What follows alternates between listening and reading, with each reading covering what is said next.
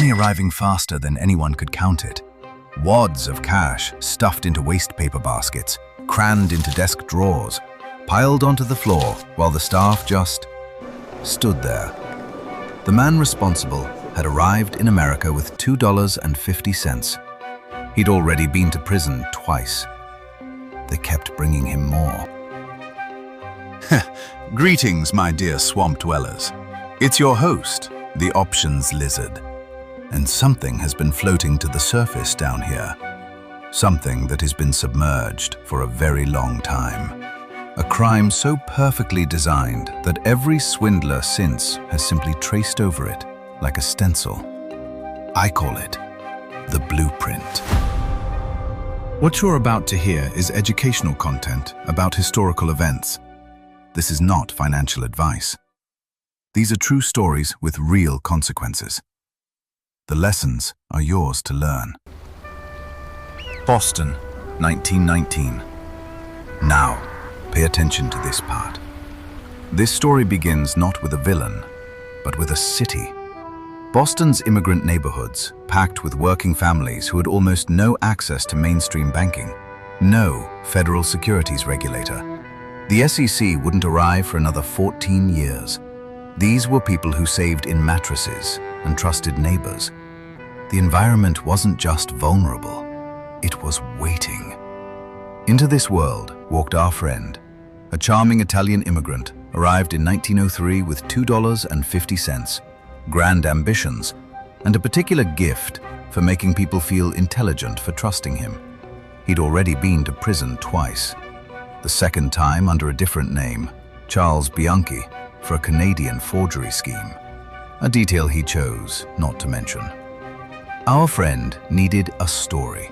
He found one in international postal reply coupons, real instruments issued under a 1906 treaty designed to prepay return postage across borders. Legitimate, complicated, almost impossible to verify. Post-war European currencies had collapsed, meaning, in theory, you could buy these coupons cheap abroad and redeem them at profit in America. In theory. December 1919, he founded the Securities Exchange Company and began promising 50% returns in 45 days. His wife, Rose, modest, earnest, believing in him completely, became, without ever intending it, part of the architecture of trust he was constructing around himself. He had built what you might call a confidence machine. And confidence, as it turns out, was the only thing in it. My dear swamp dwellers, before we go any further, let me remind you what's actually at stake here. Because Charles Ponzi didn't just steal money. He wrote the manual that every financial criminal since has been reading from. By February 1920, our friend had built something far more dangerous than a bank. He had built a word-of-mouth machine with a commission structure bolted to the side. Early investors had received their returns, on time, in full, in cash, and Charles, bless him, understood precisely what that meant. 10% to any agent who recruited new depositors, neighbors recruiting neighbors, priests recruiting parishioners.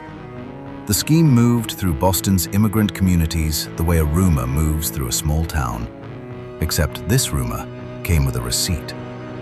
The money flowing in now vastly exceeded the money flowing out, and Charles spent accordingly.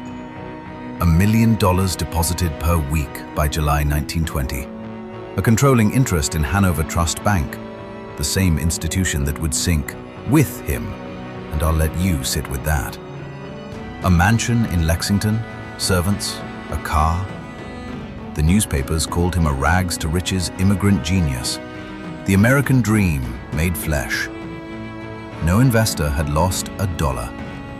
Every return had been paid. There was just one small problem. Clarence Barron, founder of Barron's Financial Weekly, sat down with a pencil. For the trades to be genuine, roughly 160 million international postal reply coupons would need to exist.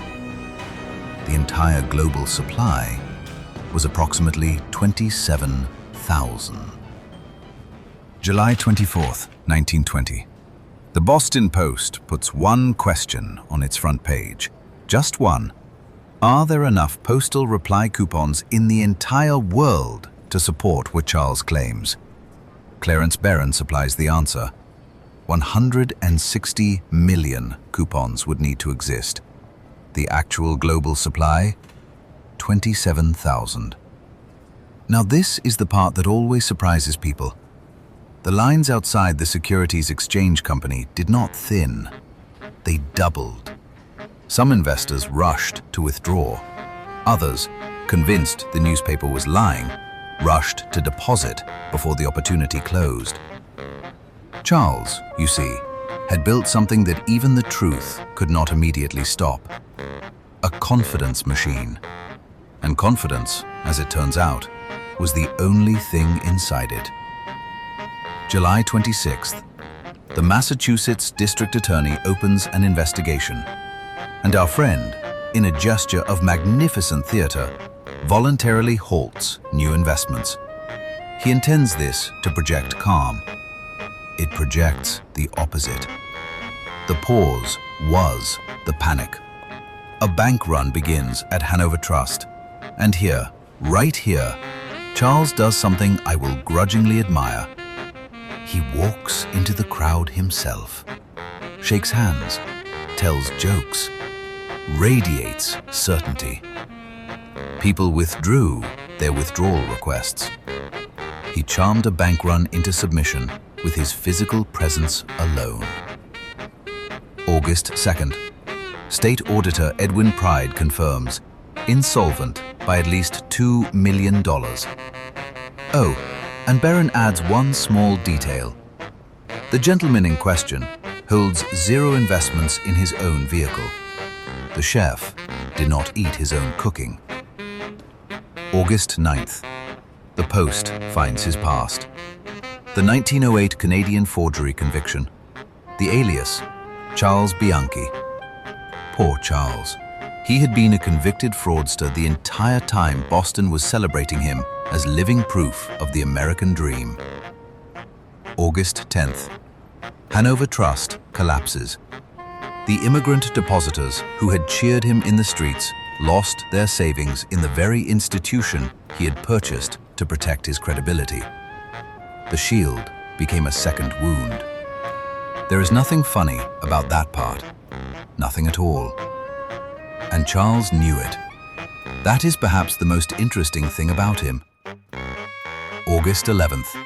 86 counts of mail fraud. 0 verifiable postal coupon trades. $15 million collected. The most elegant nothing in American financial history. Now, this is the part they never put on the poster. The working class investors, Italian and Portuguese immigrants who had mortgaged their actual homes, received pennies on the dollar. Some never recovered, not in years, not ever. There is nothing funny about that part, nothing at all. And Charles knew exactly who they were. Poor Charles served 3.5 years federal. Massachusetts wanted its turn. Then, and I will say this for him, Florida. Deported to Italy in 1934. Rose, who had believed in him completely. She divorced him after the deportation. Away from this. Spent the rest of her life in obscurity and poverty in Boston. The most faithful believer, one of the highest prices paid. Charles Ponzi died in a Rio de Janeiro charity ward in 1949. Nearly blind, partially paralyzed. $75 to his name. The Boston Post won the Pulitzer. The SEC estimates Ponzi schemes still cost American investors $10 billion annually, every year, to this day. He died with $75 and a borrowed name that outlasted everyone who prosecuted him. Here is what I've learned after years in the swamp watching these things surface. The money piling up in that Boston office, the waste paper baskets, the desk drawers, that wasn't stupidity. I want you to understand that. The people handing Charles Ponzi their savings weren't fools. They were doing exactly what functional human beings do, watching their neighbors succeed and following. We are wired for that. It keeps us alive, usually. Charles didn't invent a trick. He found a door that was always there, built into the architecture of how you and I process trust. Social proof. The cognitive shortcut that makes ordinary life navigable makes us catastrophically vulnerable to one specific kind of predator. He didn't discover a flaw in human nature. He discovered a feature. That's what keeps me up. That's what makes the name permanent. The scheme that bore his name was the only thing Charles Ponzi ever successfully compounded. If this story made you think, you know what to do. Subscribe to Tales from Wall Street, hit the bell, leave a comment. Tell me which story you want next, because there are 1,000 more where this one came from, and I'll be here, waiting. I'm the Options Lizard. These have been Tales from Wall Street. The scheme that bore his name was the only thing Charles Ponzi ever successfully compounded.